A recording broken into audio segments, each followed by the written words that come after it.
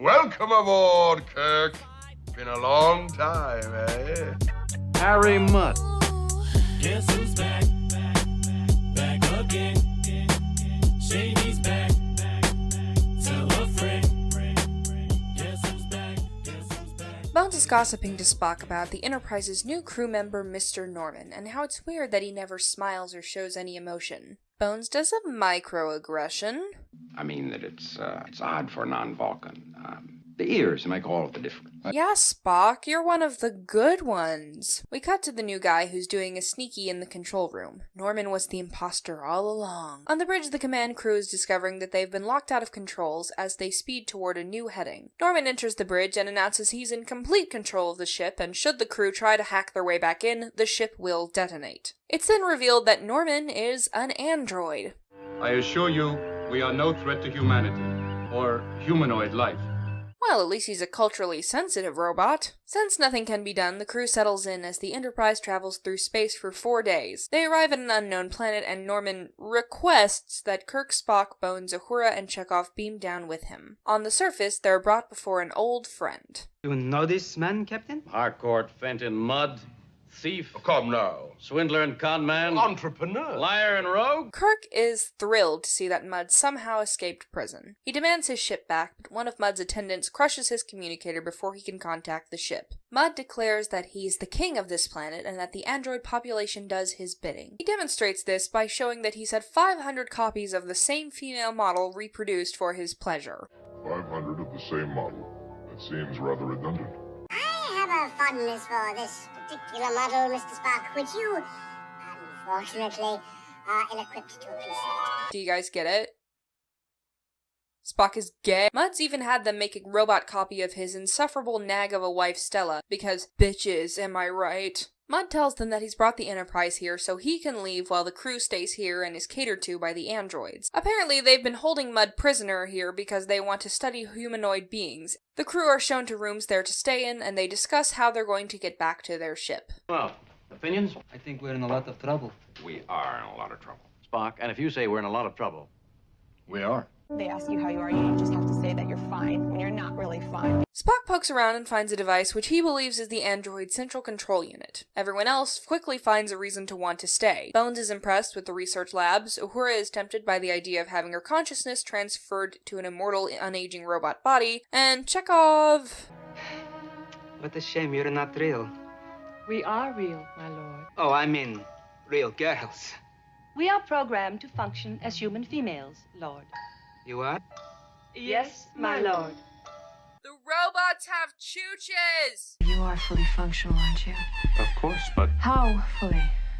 in every way, of course. This place is even better than Leningrad. Scotty arrives, and Mudd lets Kirk know that the entire crew has been beamed down to the planet and replaced with Mudd's robotic stooges. The crew are starting to seem like they don't mind the idea of staying in such a cushy gilded cage, but Kirk gives them all a scolding, reminding them that they don't belong there. Alice 471 asks Kirk what he requires to be happy, and Kirk asks for the Enterprise, confusing her circuitry. The Enterprise is not a want or a desire. It is a mechanical device. No, it's a beautiful lady, and we love her. Mudd's on his way out, but, twist, the androids decide that despite being in possession of 400-odd specimens to study, they need to keep Mudd too, since they've decided that humans are helpless babies that need to be protected and nurtured by being smarter than themselves. I mean, they're not wrong. Now that it's in his best interest, Mudd agrees to help Kirk and the others. Bones drugs him, making him pass out. Does Bones just have knockout drugs at the ready constantly? And Kirk calls the androids for help. He tells them that the only way to help Mudd is by getting access to the medbay on the Enterprise. But then, f***ing Uhura narcs on their plan because she wants the androids to make her immortal. After Alice is gone... Uhura. Beautiful! I have believed it myself. With the android's suspicions that the crew will try to escape assuaged, it's now time to enact Kirk's real plan. To out-stupid the androids with confusing shenanigans. Why does she strike him? She likes him.